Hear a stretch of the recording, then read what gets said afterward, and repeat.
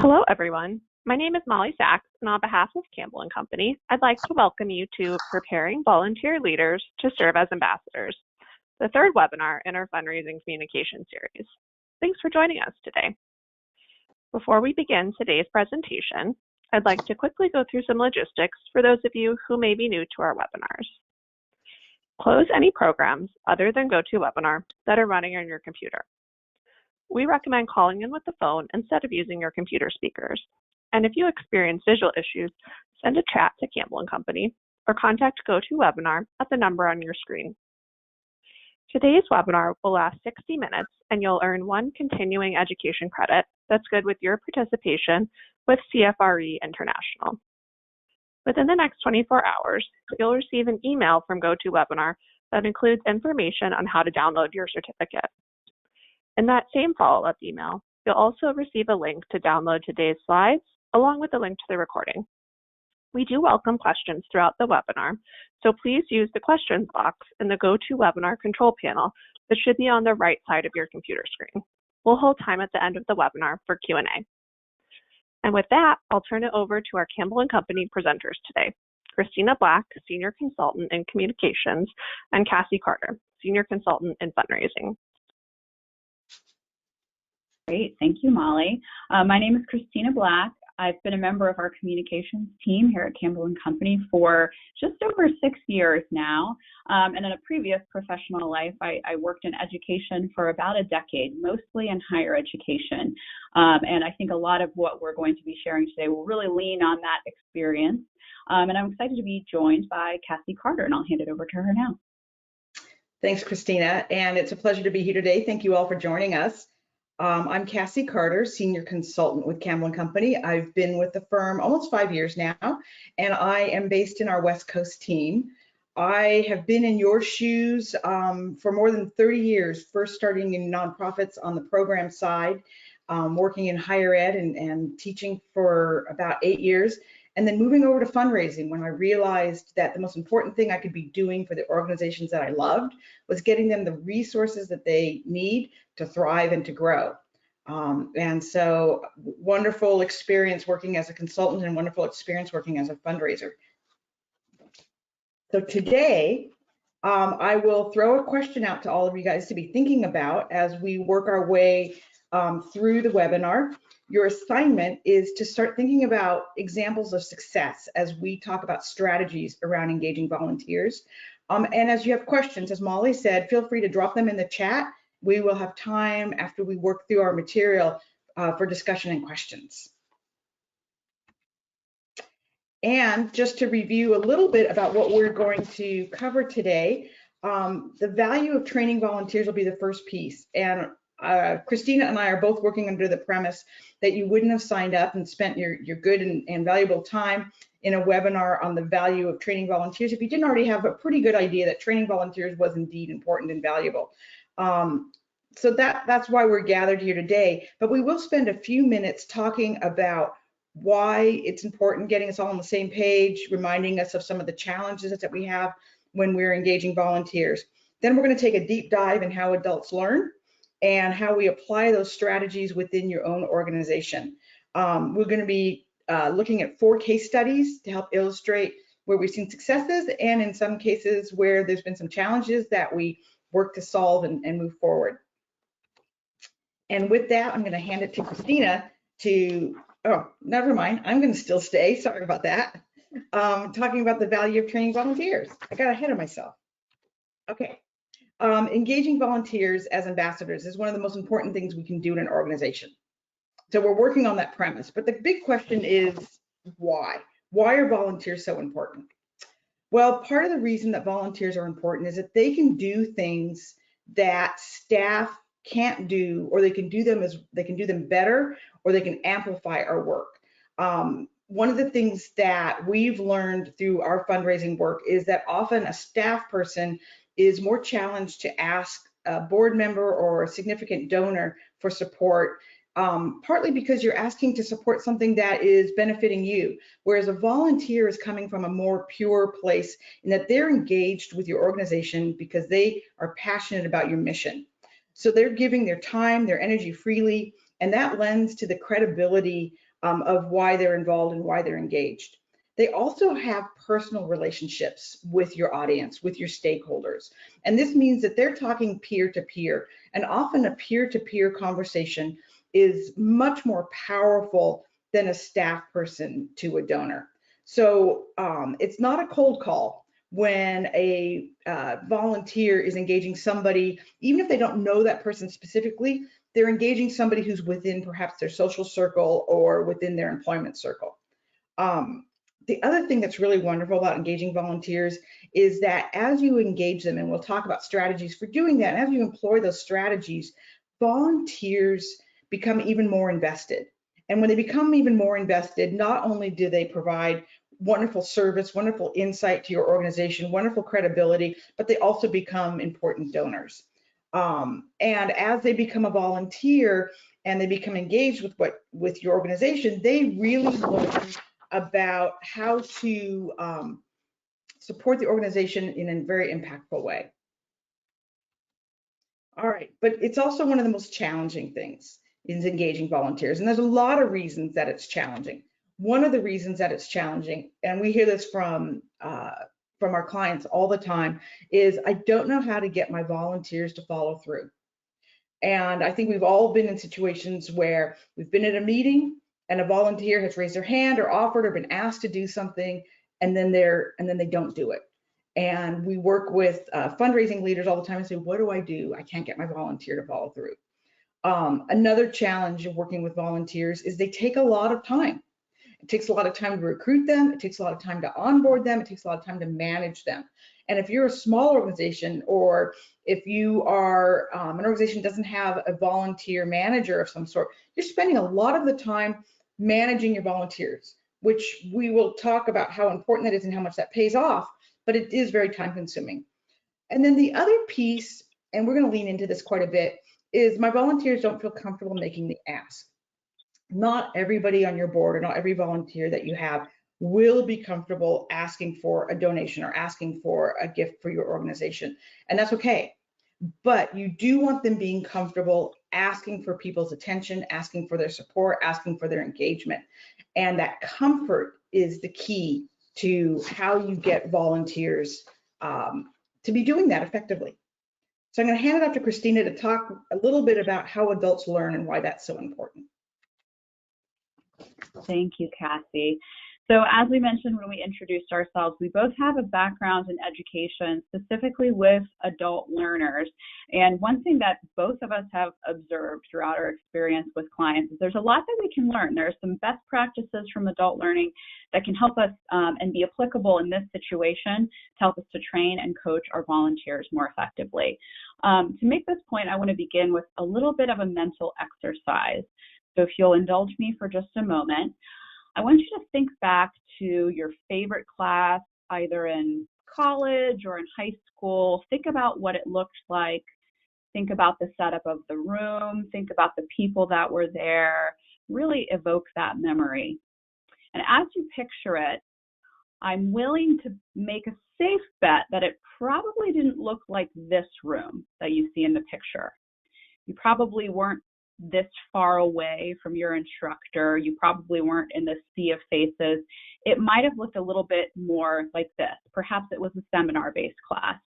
A smaller group, you were closer with your professor, with your instructor, also with your peers. You played a more active role in the dialogue, I'm guessing. Or maybe it even looked a little bit like this. In a lab setting where you were able to get really hands-on. You could test things out for yourself. You saw those results in action. And again, you probably had a close relationship with your instructor or with your peers. One other example of what it might have looked like, maybe you got out, in the real world, so to speak. Maybe it was a service learning opportunity or a work placement, an internship. Maybe you were part of a team. Maybe you were having some really good experience that you learned from. Perhaps most importantly, I'm guessing that your favorite class really connected to your passion. So thanks for indulging me for a moment. I promise there's a really good connection here. So all of these examples illustrate what we know intuitively. And this is also what research about learning in general, as well as adult learning confirmed. So the first thing that we know is that adults learn best together. They learn best through collaboration and reciprocity in an environment where people learn with others while sharing what they already know. So adult learners, we're not blank slates, right? We bring experience and expertise to the table, and importantly, also passion. And inviting adults to lean on those things really engages them more deeply, and that's not just for their benefit, but also for the benefit of the group. So we can think about learning as a team effort. The other thing that we know is that adults learn best through action. So if you're just reading about a concept in a textbook or even seeing a demonstration, this is just not the same thing as physically experiencing what you are learning about. So in other words, if we're training and coaching our volunteers to make the case to serve as ambassadors, you can't just hand over a case statement or a brochure and then think that you're good to go. Your volunteers really do have to get active and practice in order to absorb those messages and to feel comfortable. And then lastly, this is true of adults, and frankly, it's really true of all people. Repetition is key. Studies have shown that spaced repetition is an effective way to learn many different types of information.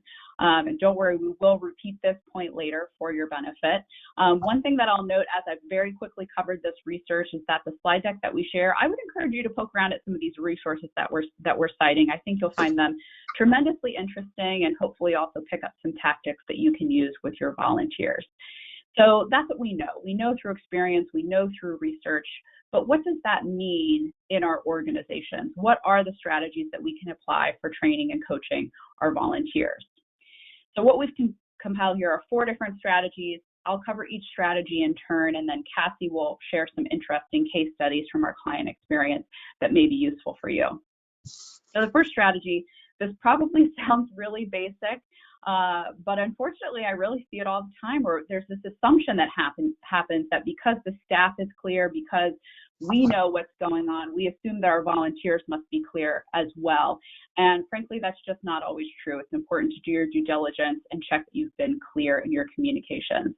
So a few things that you might consider or practice around this strategy would include, first and foremost, make sure that you have written out expectations for your volunteers.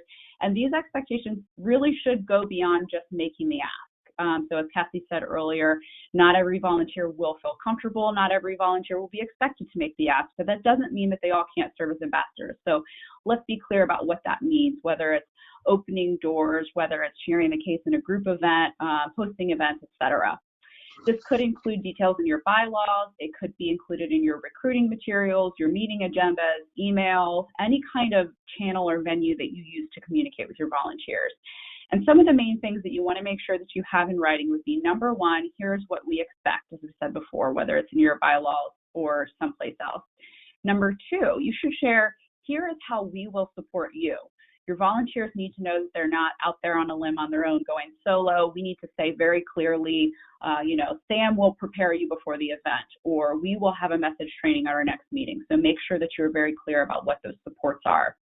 The other thing you want to be clear about and have in writing is, here are your tools and here's where you can find them. So for example, you can access the FAQ document in the board folder on Dropbox. Make sure that's in writing for your board members, for your volunteers. The other idea is that you could include regular mission moments for your volunteers. This could be a standing agenda item. And this really hits on a couple of those strategies from before, perhaps most notably the point about repetition. This keeps the case really always fresh and top of mind. It also provides your volunteers some specific examples that they might share when they're talking about your organization or sharing about your mission. So this is really a cultivation and a learning opportunity for your volunteers. This will have them become more invested as well as more prepared. The next point is we want you to be specific about opportunities to serve as an ambassador. I will say we've seen a lot of improvement really across the board on this front throughout the pandemic. So organizations that have become really used to just having perhaps a special event once a year have gotten creative. They're having more regular opportunities. They're adding them to their calendars. They're really being creative, perhaps out of necessity, to engage their volunteers more regularly and in less traditional ways. So some ideas that we've seen work well could include thank you calls, event outreach, and invites, perhaps a webinar like this, virtual panel. We've seen lots of great ideas, and we recommend that you consider them and be clear about those opportunities for your volunteers. And then lastly, when we're asking folks to serve as ambassadors, make sure that we are doing our best to prepare them in advance. So, for example, this might involve before an event, meeting one-on-one to talk about what the objectives for that event are, or identifying folks that you specifically want them to touch base with. Before a phone bank, giving them some possible talking points, or even a typed out guide for something that you might want them to say on those calls. Just make sure that they feel that they are prepared and that they can lean on you as a part of that process. I'm going to turn it over to Cassie now, and she'll share our first case study. Thanks, Christina. Okay, I'm going to underscore what Christina just shared through this case study. And in full disclosure, even though I am specifically talking about an independent school in this case study, there are some composite elements here because there's other organizations that have done aspects of this really well. And there's a few of you on the webinar who may be guilty of following some of these things. So we'll share the love as we talk. So our first case study, talking about an independent school and how they're using volunteers and how they have had great success through clarity. One of the things that I have learned over the years, I had a colleague who said to me several years ago that at the heart of conflict was the perception of a broken expectation. And what I have realized is that most of those broken expectations are really truly unvoiced expectations. Expectations where people made assumptions that others understood what was expected of them and then were disappointed when it wasn't carried out. So the first way that you can really address this is through clarity. And I also used to feel that clarity was an imposition, that if you were really clear with somebody that maybe you were being bossy or pushy or demanding. But the reality of it is that when you build in systems that build in clarity, what you've done is you've given a gift to everybody involved, because everybody understands what's expected of them and they can make a choice whether they're going to fulfill those expectations or that if this is not the right volunteer opportunity for them. So in the case study with the independent school, this school is in a campaign. They are about halfway through their campaign right now. So both have campaign volunteers and they have annual fund volunteers because they're keeping their annual fund running. And what they have done is they have built a small, very powerful army of volunteers that are doing so much more than the staff could possibly do. Their staff, they've got 2 people working on campaign. They've got 1 person who does their annual fund. They've got 1 person who does their events. They've got 1 person who does all of their data. So there's no possible way they could be raising $25 million with this really small group. So they've engaged mostly parents, a few grandparents, and some spouses of faculty at the school. And each year they do a whole session of onboarding. So they have a really wonderful structure around recruitment, onboarding, retention, and ongoing training. And I'm going to come back to one of the things that Christina said earlier about repeating. They focus on training throughout the year. They put out very simple job descriptions so everybody knows exactly what's expected of them, who they quote unquote report to as part of their responsibility. They have a really great training manual, and it's available through their Dropbox that Christina had mentioned earlier. One of the things that's tricky, this is a pro and a con, you put things in the Dropbox, or you put things on a special link on your website, or you've got board effect that board members can go into, you're going to always have to be resending them the link. And you just got to get in that mode that you're going to have to resend them the link over and over and over again. But if they can access these materials readily and they get used to doing that, it's a very powerful tool. The other piece is to have an annual calendar so that they can look at the whole year. They can see what's expected of them. They can understand the time commitment, understand when you need to when they need to step in and when perhaps they're not needed as much. So with an independent school, they do a lot less of their activities during the summer. And they also have really specific, really focused breaks. They've got spring break, they've got a winter break, they have different holidays. And so the volunteers can see that over the year and they know, when they're needed, when they're not needed. Another piece that's incredibly important and something that gets overlooked all the time, an agenda for every meeting. and a very clear agenda that goes out in advance, and following up with action items so that everybody knows exactly what they've been asked to do, and there's real clarity around what they're supposed to be following up on and a time frame around that. One thing that I've learned through the pandemic, especially if you're doing any of these meetings remotely or through Zoom, is that you can go through a whole meeting, have a lot of conversation, everybody's talking about what they're going to do next, and then we all leave the meeting and we have no memory of what it was we just agreed to. So if you've got somebody who's taking notes and sending out action items immediately following the meeting, and then before your next meeting, you're giving everybody an opportunity to follow through and fulfill those expectations. And that's incredibly helpful. I serve on a couple of boards, and I enter those engagements with the best of intentions. And if I didn't have a staff person who reminded me occasionally of what it is I need to do, I would be one of those volunteers who's breaking my expectations. The other thing, and I'll end, Christina had mentioned this, and I'll underscore it. You want to have what you ask your volunteers to do be very focused and be very specific. Don't ask general things like, can you talk to your friends about who might be interested? You want to make sure you are very, very specific about who you're asking them to talk to, when you want them to talk to them, what you want them to say. One of the volunteers at this independent school is very philanthropic. She's very involved in the community with a lot of organizations. She knows everybody, and she's a very energetic volunteer. But what we learned after one of the first meetings with her, she said, I'll do anything you want me to. So we gave her a big list of about 10 people to reach out to. 2 weeks went by, she hadn't reached out to anybody. 3 weeks went by, she hadn't reached out to anybody. So we sat back down with her, and she said, oh, no, I'll get to it. I promise. Months went by, she hadn't reached out to anybody. And she was our rock star. She was our top volunteer. And if she wasn't doing what she said she was going to do, how are we going to get anybody else to do it? We were looking to her to model it. So we realized that 10 tasks was probably too many for her. So we took off all the tasks except for 2. We said, can you just do these 2 things? She did those things the next day. And then she came back and she said, I'm ready for my next 2. And then I'm ready for my next 2. And so we realized that it had to be really bite-sized. It had to be really specific. It had to be something that was easy for her to do in 10 or 15 minutes. And then she was a rock star, and she modeled it for everybody else. But it was a great learning opportunity for me. And that concept of clarity and being specific was a gift to everybody involved.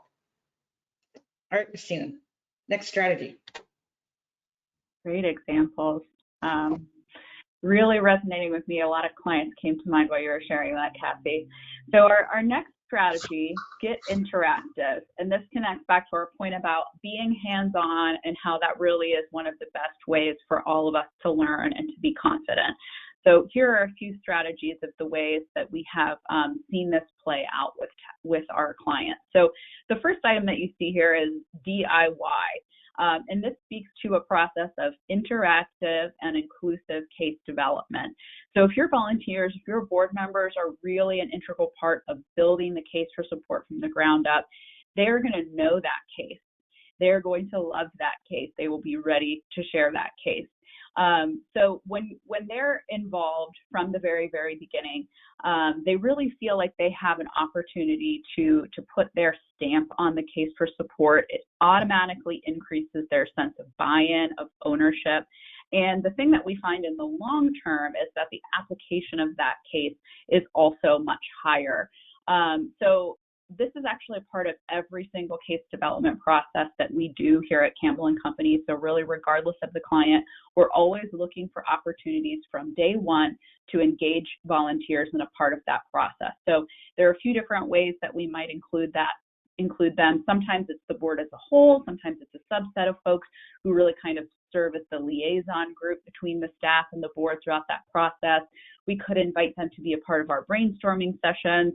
Perhaps they're reviewing drafts and we're getting feedback in a meeting. They're often invited to help us pick names or give feedback on logo options, things of that nature. So before the case is even done, we're asking them to really be a part of that. So they're learning it as they go, and they're also getting more excited about it. The next item that you see here is modeling. And the idea here is, you're having some person give their spin on the case for support, or maybe give their version of the elevator speech. And the rest of your volunteers have a chance to really then see it in action. So a couple of different approaches that you might take here. I want you to note in this bullet point that we list volunteers, fundraisers, as well as other staff people. So for example, program staff. It can be helpful for them to hear a fellow volunteer do it, because often that's something that they have the most kind of personal felt connection to. So it can feel, again, like that kind of peer-to-peer dynamic. So that can be a really effective way to model. Fundraisers do a wonderful job of this because they do it every single day. So often it can be really great to hear volunteers, for volunteers to hear someone just really confidently and concisely deliver the case for support, which is often what fundraisers are best equipped to do. The last example here of our staff person, what I have in mind there are program staff members. So those who are really, firsthand in bringing the mission of the organization to life. And the reason why I like involving them is often our program staff are like the rock stars of the organization. They're often very equipped to share specific examples of the work. They can often tell really compelling stories. And so again, there's this element of not only preparation, where they're having this modeling experience, they're seeing it in action, but also they're frequently connecting to their passion. They're frequently having that kind of cultivation moment where they hear a program staff talk about the mission, and it just kind of ups that emotion factor in that as well. So the last point that we have here is about teamwork. And the idea here is kind of like a training wheels approach. So on your board, you very likely have folks who have been around the block with you a few times. They're a little bit more comfortable and confident. Maybe they've even participated in a few successful asks. And then, pretty much every board that we work with, the organization is looking to build that board or to recruit new folks. So there's often a really good learning opportunity here where we can pair our more and our less experienced folks together in that real world practice scenario, and as a result, build the confidence of our less experienced folks. And I'll be honest, this is really just kind of best practice anyway, to have a team be participating in these sorts of conversations rather than having it ride all on one person.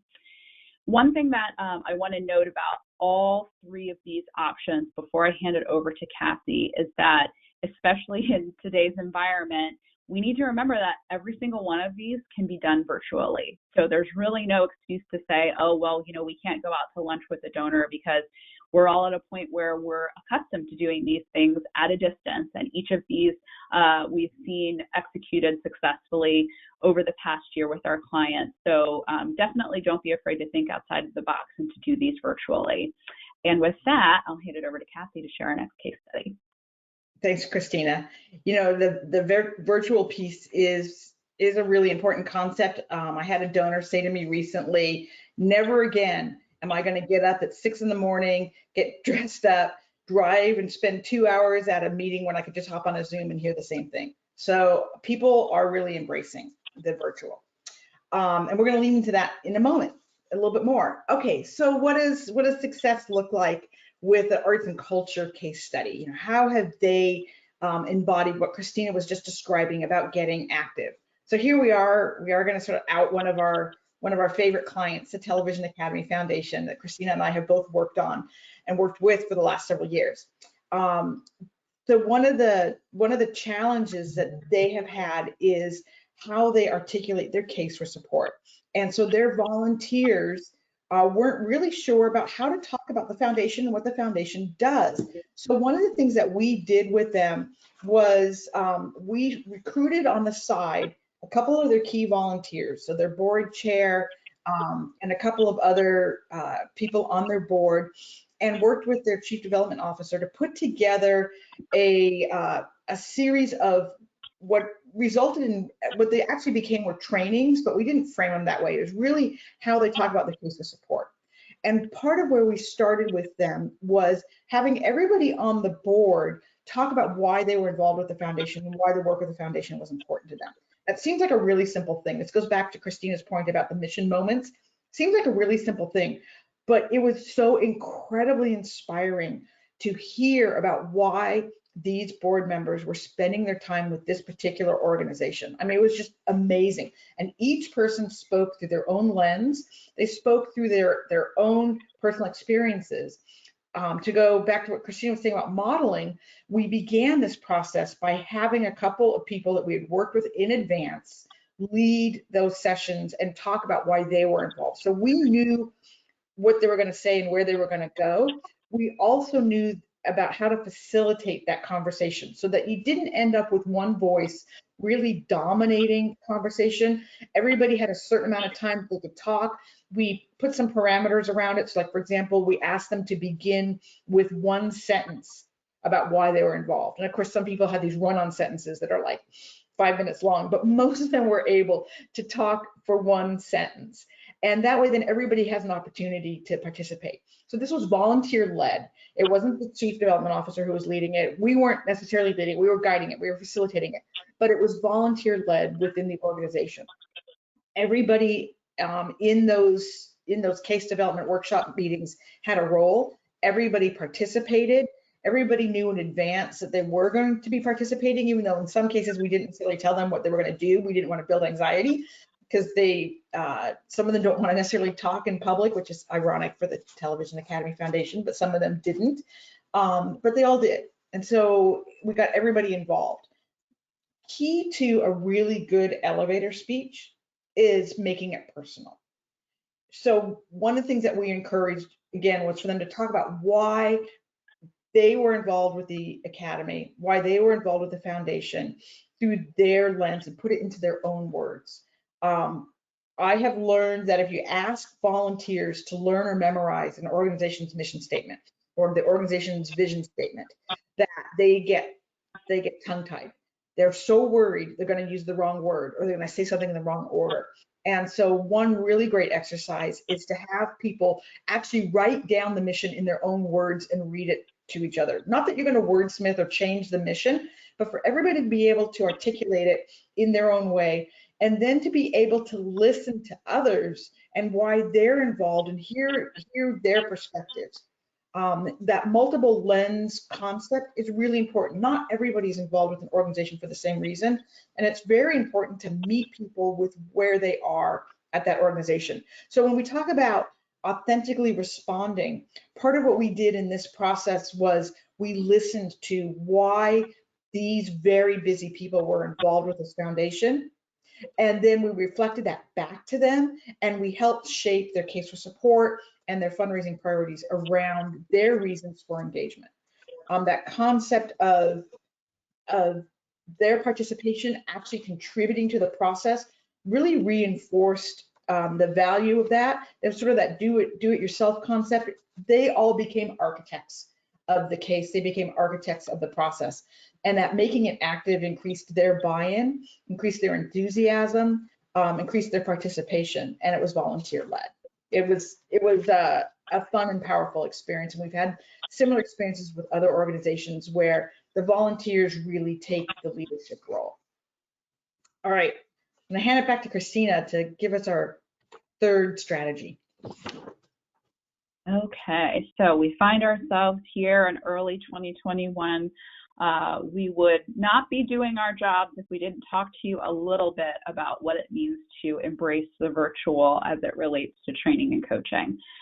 So, I think I speak for all of us when I say there's a little bit of a learning curve, some adaptation and evolution that had to happen as we entered pandemic life, and still we're striving to find ways to be productive and to engage our volunteers. And most definitely, I'd say that Cassie and I went through our own learning process. So we're excited to share some of the observations and takeaways that we have from over this past year or so, and things that we found to be really helpful. So the first thing is, it has to do with kind of your attitude about the scenario and how you're going to really approach a virtual or a remote training.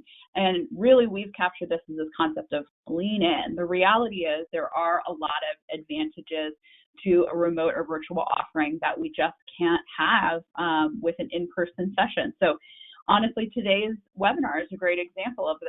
As of this moment, we've got about 150 of you who have joined us live for this session. And I assume that you are joining us from all over the country. Maybe you're participating as a part of your lunch, and then you're going to go on with your day. So we've been able to engage far more of you through this venue than we would with an in-person meeting, and that's a really great thing for us to embrace. But what we have found with our clients is that there's a lot about this that, frankly, might be adopted in the long term, and that's just a reality of scheduling, whether it's traffic or, in many cases, literally accessibility for folks. That virtual has many perks that can actually improve engagement or deepen engagement with your volunteers and support perhaps your inclusion goals. So once you've leaned in, you've accepted the fact that you're going to embrace virtual, there are a few things that you can do to make it more effective. So the first thing that we've listed here is do your homework. So when we say do your homework, what we mean is explore what are the ways that you can create knowledge and understanding or build engagement before folks even log on. So some of the things that we've done with clients is before you have, for example, your virtual retreat or your virtual training, give them an assignment. Maybe it's a worksheet, maybe it's a prompt that you would like them to respond to. Maybe you invite them to break into subgroups or in pairs to complete a task or discuss an item on their own and come ready to share their thoughts.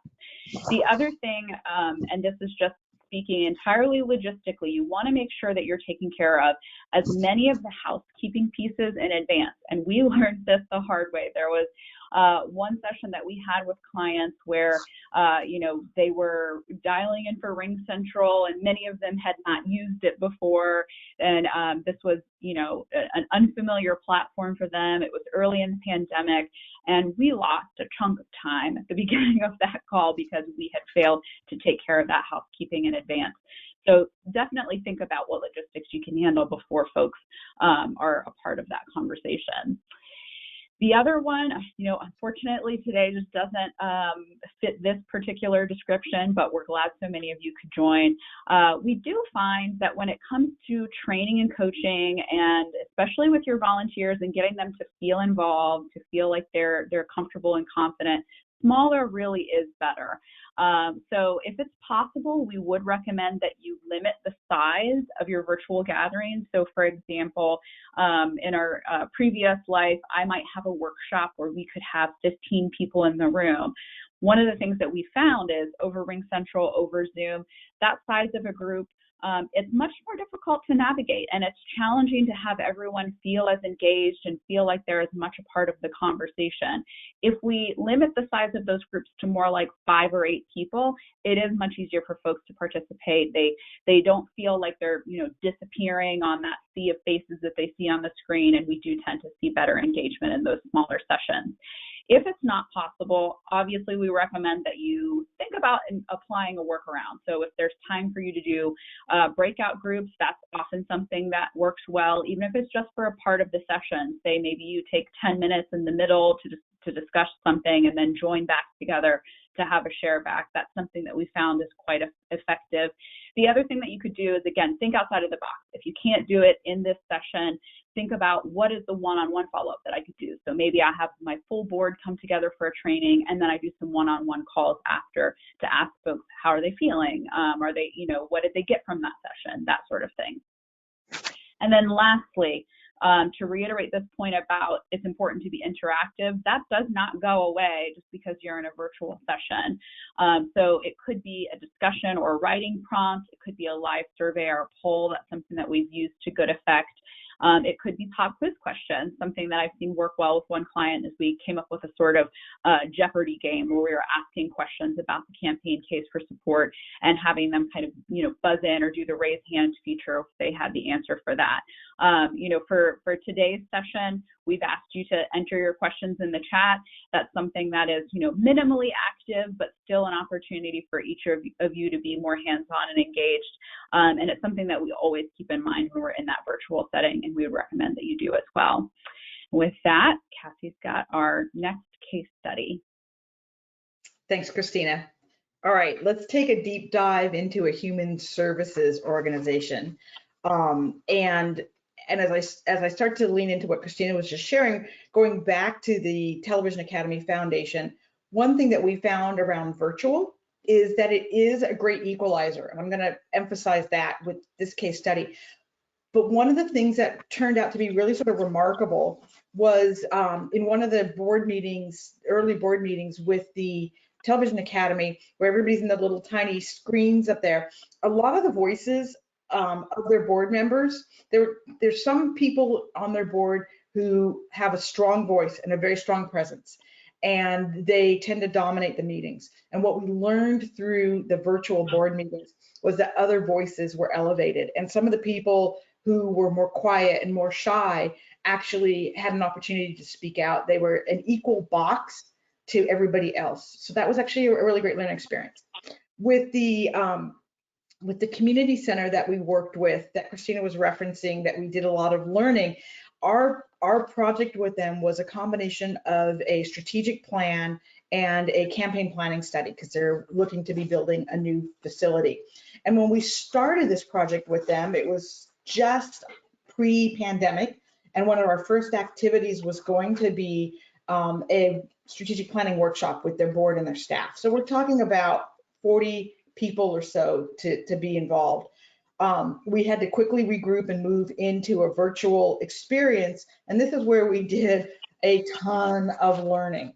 So some of the things that we learned through this work, as Christina was alluding to, was allowing time to practice, getting everybody comfortable with the technology, and sometimes doing that before the meeting is going to start, the day before or an hour before, making sure that everybody really is used to it. We, as she said, we in one of our sessions, we spent the first 30 minutes getting everybody settled, and that was frustrating for them and challenging for us. The other part too is allowing time to socialize. And this was actually their suggestion. They said, you know, we want to have a coffee hour together. And so if the meeting was going to start at 10 o'clock in the morning, we actually had everybody have the opportunity to log on at 9:30. A lot of people brought their cups of coffee with them. They brought snacks, they chatted, they greeted. It was a really wonderful experience. And so then by the time we were ready to start the meeting, all of that kind of stuff had settled down. People were feeling reconnected, they were bonded, they were ready to get to work. The other thing that we learned was how to adapt the meeting to the different needs of the different individuals. In this specific group, we had some members who needed closed captioning, very hard of hearing. We had other members who were visually impaired, and so they needed some of the slides or things that they were looking at to be enlarged or to be read to them. And so we had to plan in advance to adapt, and we learned that everybody benefited from taking the time to make sure that everybody could be included and that everybody could be participating. We wanted to make sure everybody had a voice, and so lots of different ways to do that, going around the screen and calling on each person, making sure that everybody has a chance to say something, but facilitating it so again that you don't have one person or one voice really dominate a meeting. So you want to put boundaries. You want to be very clear. Again, going back to that having clear expectations and a lot of clarity around what you're asking for. The pre and post work, the homework, turned out to be one of the most important things we did in engaging this group of volunteers. We paired staff and board members together, and they had fairly simple assignments to do between the meetings together. This helped them bond. It helped them build understanding of where each other was coming from. It really engaged the volunteers in a very dramatic way, and it gave the staff a voice with their board that they didn't have before that. Very important activity. And then we used all that homework. So we were authentically responsive. We used all that homework as part of the work that we did with them. And the small group concept, both during the meetings and following up in the meetings, was very helpful. You want virtual meetings to be energetic. You don't want them to last too long. You want them to be focused. And again, you want to have as much participation of your volunteers as you possibly can. So everybody had a role, and we did a lot of pre-work with volunteers to make sure that they were prepared to lead their roles. It was a it was a really great, fantastic experience. It was really hard, but they have so much success that they've achieved already because they leveraged this virtual opportunity. Christina, did I miss anything with our friends there for that? No, I think that was great. Yeah, it was a wonderful mutual learning opportunity where we learned so much and they learned so much. And as a result of that kind of openness, I think we had ultimately such a very strong final product. And I've been really thrilled to see a lot of clients kind of do the same thing in this challenging environment.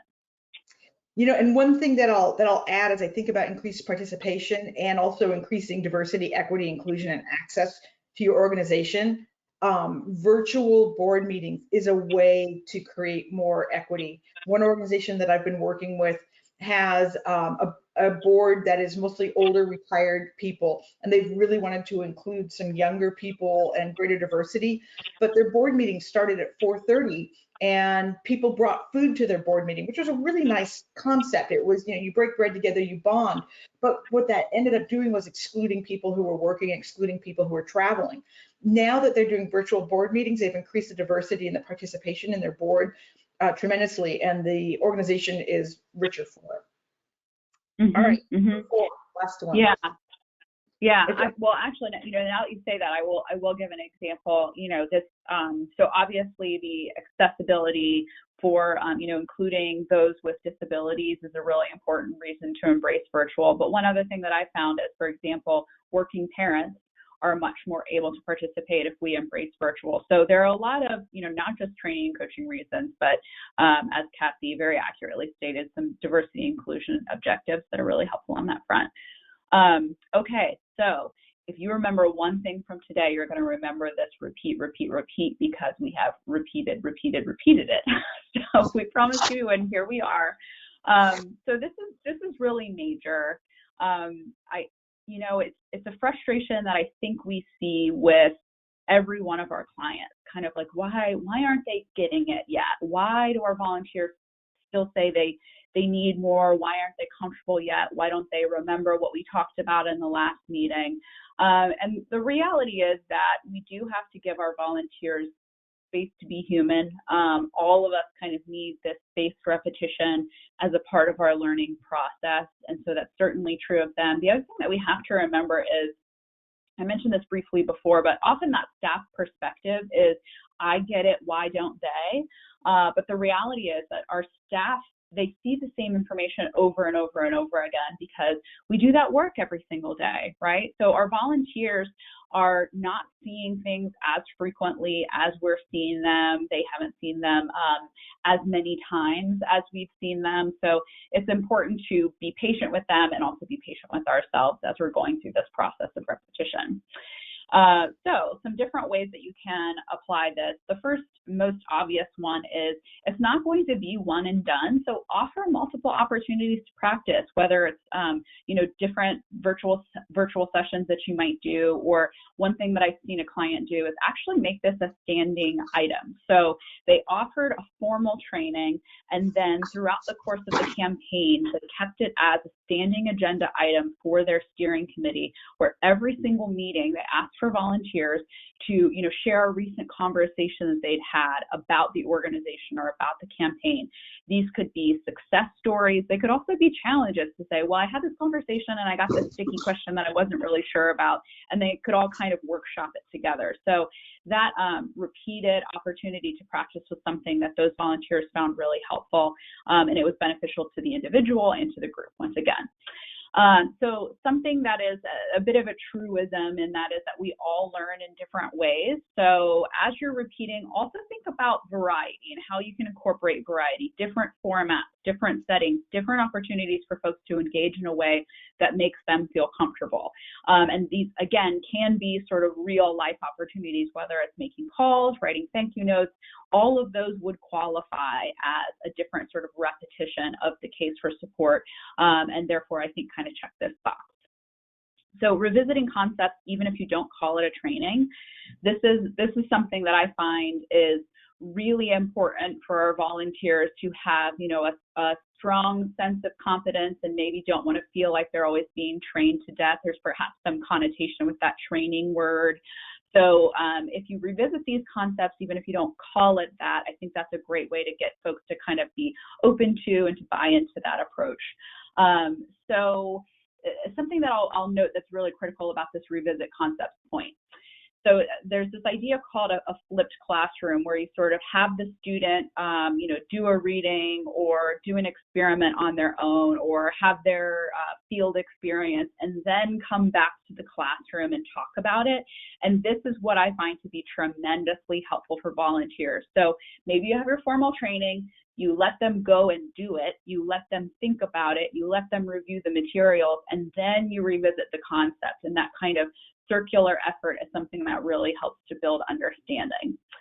So this last one, again, some of these points, I think a theme that you've seen today is logistics really do matter. Just having things be, have a system in place so that this is easy, practical, automatic. Don't hesitate to send reminders or to repeat yourself as needed. It could be as simple as saying in a meeting, don't forget to review the materials in Dropbox. It could be a regular check-in email that you're sending out with these reminders, as well as maybe some of the opportunities that we talked about earlier. The reality is that repetition works. It's not going to always be fun. In fact, sometimes it might be quite annoying. And I know I certainly found myself saying, check the syllabus to my students all the time when I was a teacher. But the reality is that's just how we are as people. So it's important to accept it and to use it to our advantage. And we've got just one more case study before we dive in on some questions. Thanks, Christina. All right, an environmental organization case study. And I will try not to repeat too much of what Christina said, but I'm going to repeat a little bit of it. One of the reasons that your volunteers don't follow through and they don't do what they say they're going to do, or they don't do the ask, is that they're not comfortable, that they don't feel confident in what they're saying and how they're saying it and what they're doing. And so the concept of practice is incredibly important. And to Christina's point, not everybody wants to be trained. We hear from volunteers all the time saying, I don't need to be trained. I understand how to do this. I know how to do this. So you sort of have to hide the medicine in the ice cream, so to speak. You have to make it fun, but you have to get them to a point where they are really comfortable. When I was working on my dissertation, I was studying how much science gets taught in the classroom. And one of the things I learned was no matter how much science was actually in the curriculum, what they were supposed to be teaching, they didn't teach it if they weren't comfortable with it. And the same thing is true with your volunteers. So you want everybody to have a role. You want to have opportunities for them to practice. So with a couple of the organizations that we've worked with, one of the things that we have done is given them opportunities to share, again, why they're involved in the organization. So I worked with a botanical garden, and one of the things that they did at the beginning of each volunteer meeting was everybody went around and they talked about what they had noticed that was in bloom in the garden.